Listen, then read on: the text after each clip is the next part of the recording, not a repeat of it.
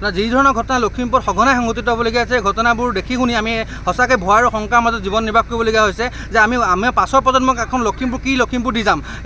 এগৰাকী যদি আপোনাৰ ধৰ্ষণৰ লগত জড়িত যদি ব্যক্তি যদি পলাই এতিয়া ঘূৰি ফুৰে, তেতিয়াহ'লে কোনো সমাজখন মানে সুৰক্ষিত হৈ নাথাকে আৰু সমাজখনৰ প্ৰতিটো মানুহ এতিয়া ভয় আৰু এটা আশংকাত থাকিব লগা হৈছে। লখিমপুৰ জিলাৰ পানীগাঁও থানাৰ অন্তৰ্গত উলুবাৰীৰ এটা মছজিদত এগৰাকী 9 বছৰীয়া কিশোৰীক 65 বছৰীয়া মাতাবালী নামৰ এগৰাকী বয়োজ্যেষ্ঠ লোকে ধৰ্ষণৰ চেষ্টা চলাইছিলে সন্ধিয়া 4 বজাত আৰু তেখেতে কথা পামি তেখেতে প্ৰাণ বাচি ঘৰলৈ আহিলে আৰু সমগ্ৰ বিষয় ঘটনা পানীগাঁও থানাত এখন এজাহাৰ দিয়া হৈছে আৰু কিন্তু এজাহাৰ দিয়াৰ পৰা এই মাতাবালী নামৰ যিগৰাকী দুষ্কৃতি লোক আছে তেখেত আজি পলাই পতং দিছে আৰু তেখেতক পুলিচে কৰায়ত্ব কৰিবলৈ সক্ষম হোৱা নাই। আজি আমি সমগ্ৰ ঘটনাত সেই অঞ্চলত গৈ থানাতো আমি কথাখিনি পৰ্যবেক্ষণ কৰি গম পালোঁ যে যি ধৰণে এটা ধৰ্ষণকাৰীক ৰাইজে আচলতে বিচাৰ কুচাৰ কৰি পুলিচ প্ৰশাসনক গতাই দিব লাগিছিলে বা ধৰ্ষণ কণমানি কৰি ন্যায়ৰ কাৰণে প্ৰতিবাদ সাব্যস্ত কৰিব লাগিছে, কিন্তু তাৰ সেনেকুৱা ধৰণৰ কোনো কাৰ্য দেখা আমি পোৱা নগ'ল আৰু সমগ্ৰ ঘটনাক কিন্তু এটা গাপ দিয়াৰ কাৰণে এটা চক্ৰকে উঠি পৰি লগা দেখা পৰিলক্ষিত হ'ল। আমি ক'ব বিচাৰিছোঁ যে কেৱল মাত্ৰ আমাৰ খিলঞ্জীয়া মানুহখিনিক যদি এনেকুৱা ধৰণৰ ধৰ্ষণ বা হত্যা কৰা হয় বা এনেকুৱা ধৰণৰ যদি অত্যাচাৰ চলোৱা হয়, এই লখিমপুৰখন বাৰু সঁচাকৈ লখিমপুৰ থাকিব নে? আজি আমাৰ মনত প্ৰশ্ন হৈছে। আজি দেখিবলৈ পোৱা গৈছে যে একাংশ লোকে বৰপেটা, ধুবুৰী এনেকুৱা ধৰণৰ পশ্চিমবংগ এনেকুৱা ঠাইৰ পৰা বেহা বেপাৰৰ কাৰণে আহি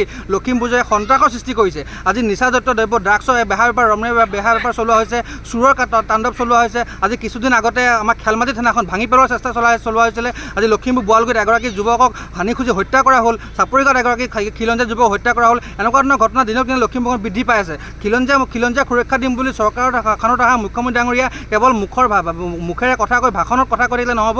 আমাৰ সঁচা অৰ্থত খিলঞ্জীয়া সুৰক্ষা দিবলৈ লখিমপুৰৰ যুৱক হিচাপে আমাৰ বিনম্ৰতাৰে অনুৰোধ জনাইছোঁ।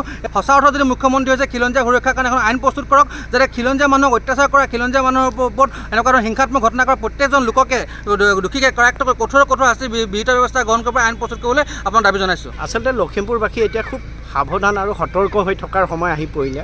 লখিমপুৰত আপোনাৰ বিভিন্ন ধৰণৰ এতিয়া মানে আপোনাৰ ধৰ্ষণৰ লগত জড়িত মানুহ এতিয়া মুক্তভাৱে ঘূৰি ফুৰিব লগা হৈছে। ঘূৰি ফুৰাৰ কথা এতিয়া অলপ আগতে মোৰ এজন সংগঠনৰ নেতৃত্বই জনাইছে আপোনালোকৰ সংবাদ মাধ্যমত। আচলতে ই অতি দুখজনক আৰু এটা চিন্তনীয় বিষয়।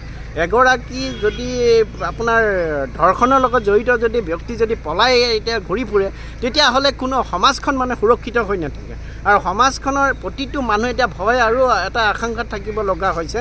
সেইকাৰণে আমি মুখ্যমন্ত্ৰী মহোদয় আৰু DGP মহোদয়ক আমি অনুৰোধ কৰিছোঁ, যদি অতি সোনকালে যিটো থানাত ধৰ্ষণৰ লগত জড়িত এই গোচৰবিলাক পঞ্জীয়ন হৈছে, সেই থানাৰ পুলিচ বিষয়াসকলক যিহেতু এতিয়ালৈকে ধৰ্ষণকাৰীক গ্ৰেপ্তাৰ কৰিব পৰা নাই, তেওঁলোকক অতি সোনকালে বদলি কৰক, তেওঁলোকক ৰিজাৰ্ভ ক্ল'জ কৰক আৰু তেওঁৰ ঠাইত নতুন আয়োগ দিয়ক আৰু নতুন আয়োগ দি তেওঁলোকে এই গোটেই বস্তুটো এটা ইনভেষ্টিগেশ্যন কৰি অতি সোনকালে যাতে এই ধৰ্ষণকাৰীসকল গ্ৰেপ্তাৰ কৰে আৰু আমাৰ লখিমপুৰবাসীক যাতে সকাহ দিয়ে।